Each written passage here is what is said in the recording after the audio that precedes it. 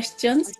And we're going to start today with the topic, as it has come up sort of a couple of times in the last couple of weeks in Dakini's Whisper, sort of around struggle and the and sort of struggle on the path, struggle on the just the sheer amount of practice and the struggle that comes up with the resistance that we face on the path in our practice. The idea as to how Cho relates to struggle and struggle as a source of transformation, as fuel for transformation in the practice of Cho, which is a core practice to Dakini's Whisper.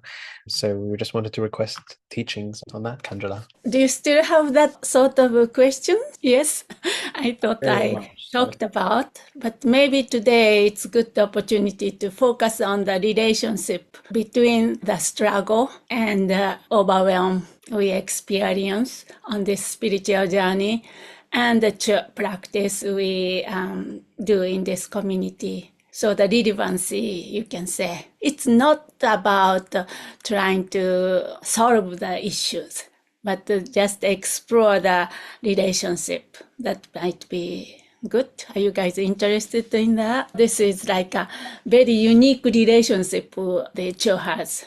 Cho and a concept of struggle. Maybe you can guess, those of you who have been practicing or who have been exposing yourself to this practice and traditions, the feeding the demon, idea of feeding instead of fighting. That kind of concept is very unique in Cho practice.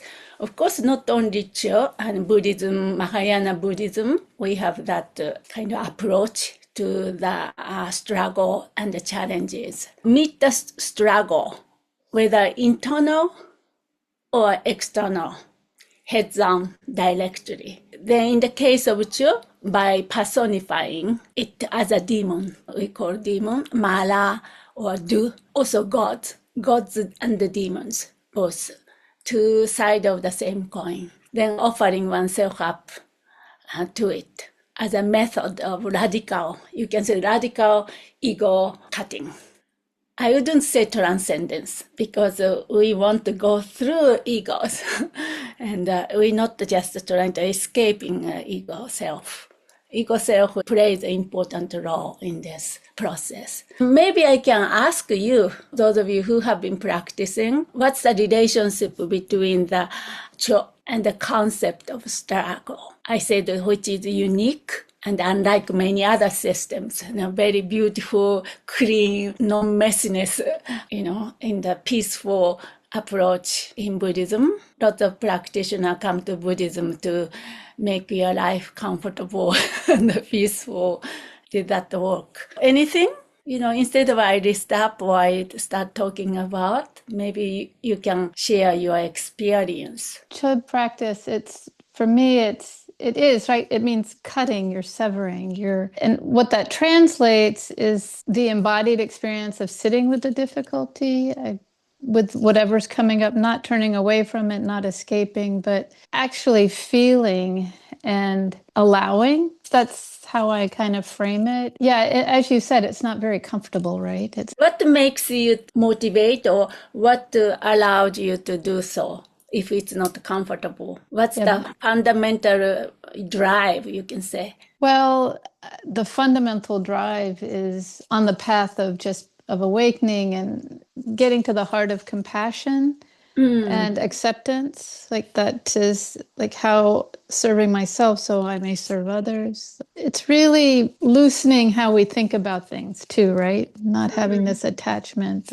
different layers to it. Yeah, I like that. You said compassion.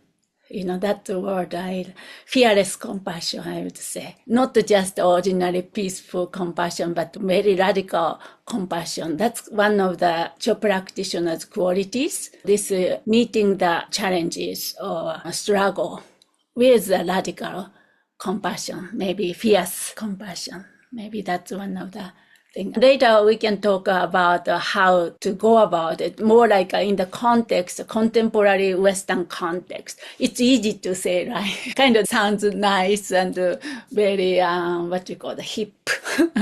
fearless compassion or something like that. So it's a difficult thing. But then what does that mean in the contemporary context? So we can talk more about that after this. I tend to have big swings, ups and downs in my practice. I've been trying to do a lot more since being with Dakini's Whisper is just kind of, I guess, being kind to myself when I'm really struggling, which is a challenge because, I've always kind of, I don't know, beaten myself up or being quite harsh with myself. And it's interesting, I don't know, I find it interesting you talking about like that fearless compassion or, fierce compassion.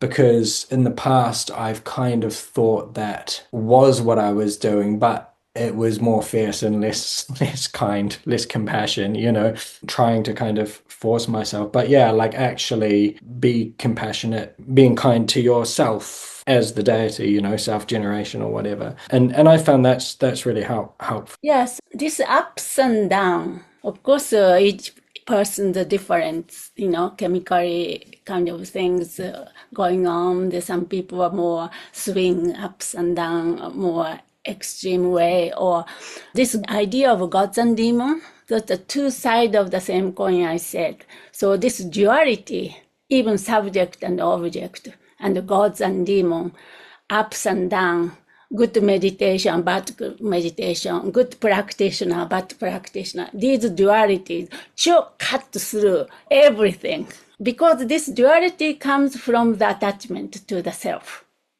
The fundamental demons is this self, idea of self-clinging. From there, this kind of pole appears. To cut through this by forcing the us practitioner into the state of total vulnerability, often practiced in those kind of places, in terms of fearful places, like a channel ground.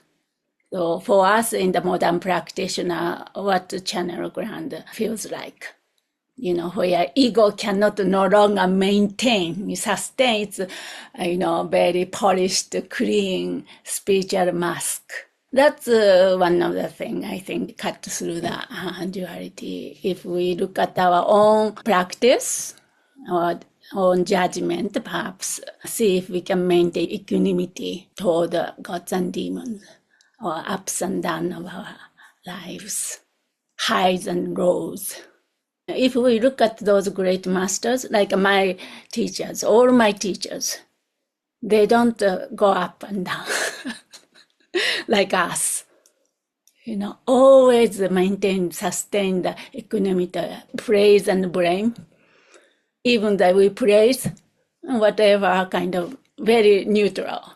All right, so anybody else? I was asking about the relationship between the two you understood so far and the concept of struggle or overwhelm or challenges you are facing. Anything, any relevancy or any connections? Well, actually, already Anita started to touch the important aspect. This is about radical acceptance, right? Versus suppression. So that's important. You can imagine, right? We invite gods and demons even. That's a contrast to this peaceful, clear practice, for example. That's different. So Cho is a very dynamic. Instead of trying to suppress anxiety, for example, if we're talking about that level of the gods and demons, psychological level, anxiety, fear, or anger, then practitioner deliberately invite these demons to confront. In the Cho ritual, we blow the Saibon trumpet and boo, then invite all these gods and demons.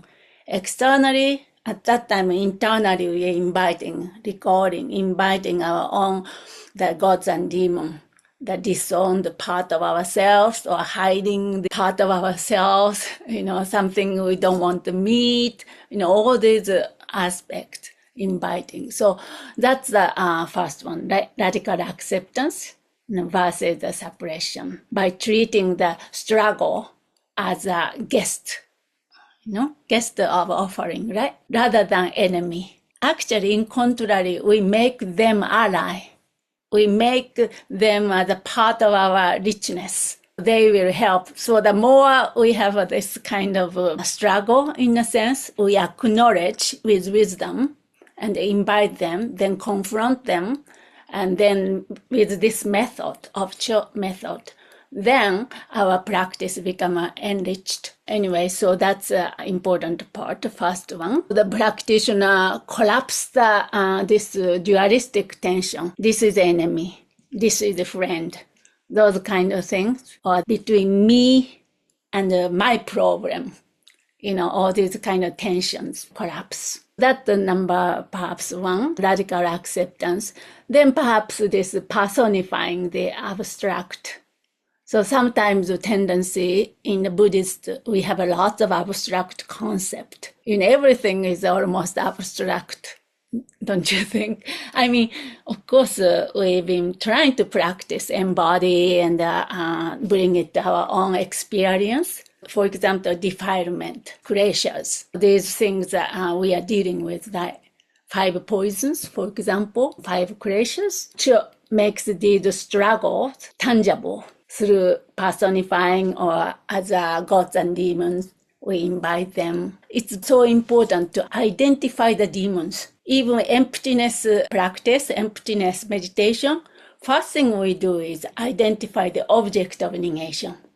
Identify what the demon is. If we don't identify it, it's so vague, just conceptually thinking about, kind of spinning in the head. No transformation happens. So we need to look at the struggle. What is it? Then struggle are categorized. For example, Magic Lapton categorized. Struggle are categorized as outer, for example, environmental or sensory, inner, emotional, or bodily related, or health, and the secret, intellectual, or dualism, or fundamental confusions. So the 3 dimensions, So we need to identify the demons, what the demon is. That's number 1 important one. For that, we do personifying the abstract. Then feeding, right? Rather than fighting the struggle, which only give it more energy. Just in your own life experience, if somebody started to fight against you, then you fight back, what's going to happen? Give it more energy, right? More problem. Instead of fighting back, just release the tug rope or feed the demons. Here's a cup of tea, like Gandhi did when the British came, this approach. Did that work for you in your life? You ever done that? This is the psychological masterstroke. It addresses the underlying unmet need behind the struggle until the demon is satisfied and disappear into emptiness or dissolve into its own nature, which is emptiness. Anything about this? Personifying the abstract or the identifying the demon. Just one piece, this is sort of when I'm talking about allowing personification, I also am curious about, for me, it's also about the embodied experience. Like I'm starting to think about the subtle body, when we do the yoga, how that relates to these allowing and personification. Like, how do I move with this? How do I allow? Because part of, for me, is freezing. It's the physical, right? The resistance. Like, I don't want to feel anxiety.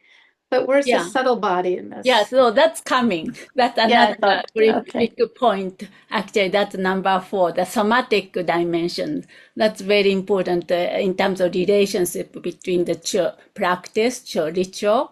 We use all these, Saibon trumpet, the Malu music, chanting in the melody, and the move and dance and everything, so that's the somatic dimension. So that's kind of releasing the subtle bodies, tied to knots and so forth through using everything, the whole beings. But anyway, so that's somatic dimensions, it's coming up. And the ritualistic engagement with struggle, which is maybe you can experience when you have something struggle, then you dance, dance around, then just let go, just somehow this subtle body is released. And what was I having a problem? What's with this about? Sometimes problems kind of naturally resolve. Getting angry had always been a black box. And now I have seen that it's about a particular role being attached to a particular role, like father figure who thinks, I should be running the household. My children should be obedient and contributing, who gets mad if maybe, in a practice setting, if I'm not being respected or I feel like as a practitioner I should be treated different. It's this concept of a practitioner. It was important for me. I hadn't identified the entity that was like emotional. And once I identified that entity, it kind of was depowered a lot in terms of getting upset. I was able to take it lightly. Like that entity still has to exist. I'm a participant in here. I have to know what the rules are and obey them. But understanding that that's just our definition of emptiness, like a dependent arising, that's a convention that's agreed on, that I'm, embodying as a tool. And if someone threatens it, I don't have to freak out. I'm not going to die if it dies. One thing I find when I'm really struggling is I just kind of like freeze up and lock up. It's like, I know there are all of these practices that would really help. But when I'm really struggling, it's like, I don't know, like it's like being buried under under a big pile of rocks, and I can't, it just feels so hard to move myself to do anything, like, I don't know, move subtle body yoga or prostrations or practice or a cho ritual, which I know would really help. But it's like, I don't quite know how to, I guess move past that. Because again, it just feels like I've just kind of weighed down so much. Yeah, you said all the practice helps. You said, I know they help. May not. It may not help. Practices are like a medicine. Dharma practice. Buddha taught all this Dharma method and Dharma teaching as a medicine. It's not about what you call the ultimate medicine. If there's one ultimate medicine, then he just taught one thing, right? But he taught all the variety of the method and the teaching and this and that. So may not help at the particular time of, for example, your life or your moment or your day. That's one thing. In that case, we should not think everything, whatever I receive or we receive the teaching, I should do, or this helps, so I should do them, but I'm not doing, so I'm a failure or something. So how can I motivate me to do it? That's one thing I can say. Then, of course, motivation, right? Essence and the method. Those two, there are lots of methods, not lots, but a few methods around in Dakini Whisper community. Also, what is the essence? We need to really understand that.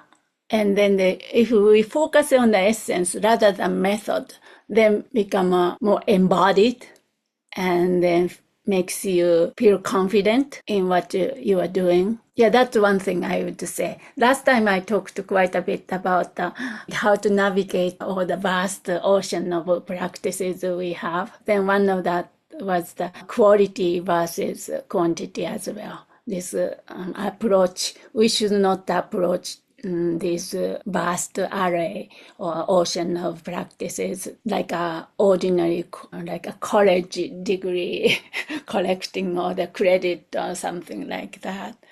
Rather, what's my practice at this moment, this life? You just got a new job and maybe might be very busy. Then practice nature might be started to shift a little bit. But then if you have an essence, what is Buddha's essence? What the Buddhist, me as a Buddhist, need to sustain it? For example, bodhicitta. See if you can focus on, okay, this week I will embody bodhicitta. I will try to understand bodhicitta. Then practice the tonden, for example, simple one paragraph of tonden throughout the day in the office. Boss is doing something, then just try out this tonden. Then you are already practicing Dharma. not about how many hours sitting on the formal cushion. See if we can start embodying those small segments of Dharma little by little. Then start to feel a little more confident and the capacity to practice more instead of giving up complete, or instead of struggling, I have to do more, or I'm not doing enough, or anybody else has that sort of a struggle? So this is kind of a core issue that I think will happen in a lot of areas in our lives. If I was to even just take the psychological lens towards it, Ben, in systems and parts theory, we say that there are these parts of you that are like these protector parts that come up and they overwhelm you in the moment, in the sense that when life gets overwhelming, your body goes into short-term survival. Short-term survival does not care about long-term achievement, does not care about long-term practice, does not like, right? It just is trying to get you away from the pain in that moment. And like Kandrila was saying, like even the sadhanas themselves, like the reason that we have so many is because they are used for different purposes. But even the need to go and grab a sadhana in that moment, your long-term, what we call managers, want to do that, right? The long-term aligned parts want to go grab a sadhana, work with them, but the short-term parts don't, because they're just trying to get you away from the pain in the moment. So in therapy, what we do often is to kind of work with these protective mechanisms, let's call it, the defense mechanisms and the coping mechanisms, the mechanisms that shut you down or hold you down in that moment. And we realign them to helping you, sort of to realign them by understanding what they're trying to protect you from in that moment. So by realigning them, you can get them to not be so as overpowering, get them to get some trust with you, and align them more to the long term of what you want. So this is what I found in my personal practice, right? So it kind of has been helpful, not to keep it in the abstract. But for instance, my work has been very, very difficult for the last year. It's just been a lot of work, and and so I would like lament even the fact that I can't do the sadhanas as much as I want to. But then I even like, as I'm doing the work, and things are getting overpowering, I was noticing that my short-term defensive mechanisms were kicking in, like I was saying, and I wasn't able to reach for a sadhana, not able to reach for a practice, not even able to think. And then I would, because of that, beat myself up even more, saying to myself, well, I can't even do a sadhana. So I can't even think about doing, like Kandrila say, even just something small as like Tonglen, just a single paragraph, or a 6-session Guru Yoga in like the worst of times. Because in that moment, it's actually even more important to give yourself kindness, not as an excuse, not to, and that's because that's how your heart will feel sometimes. You're like, oh, maybe I'm just becoming lazy. Maybe if I'm kind to myself here, what will happen? Oh, maybe I'll lose this need to practice. That lack of kindness is the very thing that triggers you again to go even deeper and to destroy yourself even worse. So I think this is where Cho is really radical, right? Because Cho tells you that even in that moment, you bring all of that to the feast. You feed your gods and your demons, the parts of you that want to be kind to you and the parts of you that don't want to be kind to you, the parts of you that are overwhelmed and drowning and suffocating in that moment and feeling the absolute overwhelmness of the pain, and the parts of you that are critical of you not being able to even reach for a sadhana. The part that is even critical of you not to be able to reach for a sadhana is a part that needs to be fed in that moment too. And at the moment you start to build a relationship with them, then you can start to actually make progress. Whereas otherwise we just kind of get caught in this, we get caught in the fear of them, and we get caught in between them. We get caught in the fight with them rather than actually in dialogue with them. Yeah, good. Then go back to the Anita's point about the somatic dimension. This is about we have this overthinking struggle. We need to bypass that. We need to cut through this thinking or judgment or projection or something like that. So what the Cho does is using entire being, body, speech, and mind, and then movement and the subtle body, rituals, and these engagement allow to overcome this full body presence that bypasses or overcome the overthinking struggle. That's kind of important. Maybe if you're not practicing Cho, just in your life, some kind of bodily, even music. When I'm practicing or playing the music, my mind is completely empty. Even 10 minutes ago, I've been thinking so much, or the studying emptiness and this and that. But when we have 10 minutes of that empty mind, releasing, bypassing it, the overthinking. That really helps. Then when I come back, struggle or the overwhelmed feeling is gone. In our life, maybe we need that sort of moment.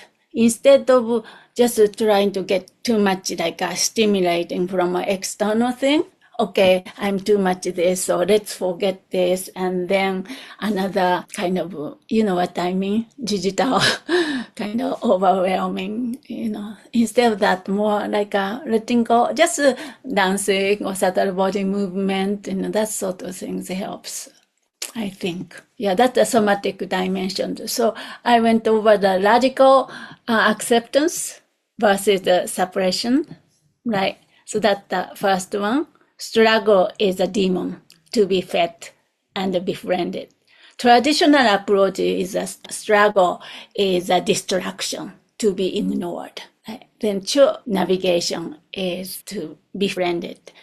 Then second is the personifying the abstract I was talking about, identifying. The goal is to cut the root of the one that fears, but not reach the state of calm, peaceful state. Then I was talking about cutting the gods and demon duality, these dualistic ideas. So that all come from the attachment to the self. Then somatic dimensions, somatic and more physical dimension, full body presence helps to bypass the overthinking struggle. Lots of struggle coming from the thinking mind. Of course, thinking mind, subtle body, all related. Mind, body, all related. Subtle body and all are kind of, and the breath and everything are intertwined, so we cannot separate out.